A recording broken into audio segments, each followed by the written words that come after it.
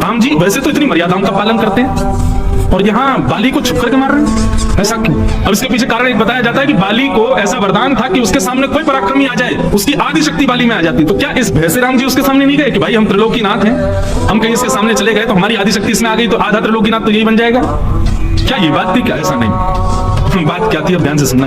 एक बार ऋषिमुख पर्वत से नीचे उतर करके हनुमान जी महाराज विचरण कर रहे थे। हनुमान जी घूम रहे थे, वहीं सामने से बाली आया। तो बाली जानता तो था ही हमारा गुरुपुत्र है हनुमान। हनुमान जी ने प्रणाम किया, गुरुपुत्र हैं और वो गुरु शिष्य है। बाली बोला कि हनुमान जी हमने बहुत सुना है कि आप बड़े बलवान। हनुमान जी बोले नहीं, हमारे पास तो केवल हमारे स्वामी का बल है, हमारे गुरु का बल है, हमारे नाथ का बल है, हम पर कोई बल नहीं। हनुमान, हनुमान शब्द का मतलब क्या है? जो मान रहित है, जिसके मान का हनन हो चुका है, वही तो है हनुमान। उनको मान कभी नहीं होता अपनी बुद्धि का, अपने बल का, अपने ज्ञान का। हनुमान है। और एक और बात, जो उनकी शरण में जाता है वह यदि मान रहित नहीं हुआ तो ये समझ लीजिए भी हनुमान जी की उसने अच्छे से आराधना की नहीं है। हनुमान जी की सेवा का फल क्या है? मान रहित हो जाए।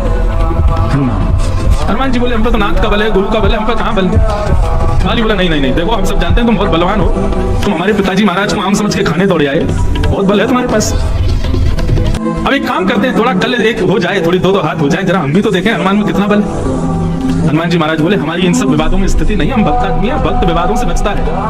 बोले विवाद की बात नहीं, केवल बल परीक्षण करेंगे किसमें ज्यादा बल है।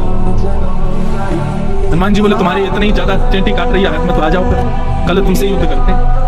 और बाली को ये वरदान था कि सामने जो योद्धा आएगा उसकी आदि शक्ति उसमें आ जाती थी। बाली खड़ा था कस करके अपना बदन, बोले आए हनुमान जी आज युद्ध करके दिखाता हूं। हनुमान जी जैसे ही बाली के सामने युद्ध करने के लिए आए और हनुमान जी के आधे बल ने जैसे ही बाली के अंदर प्रवेश करना प्रारंभ किया, बाली का शरीर फटने लगा, नसें फटने लगी, सिर घूमने लगा, सिर पकड़ करके चीखने चिल्लाने लगा, ज्वर चढ़ने लगा, लाल ताम्र वर्ण हो गया बाली का। इतने में आकर के कुछ वानरों ने हनुमान जी से कहा आप सामने से हटो नहीं तो मर जाएगा ये।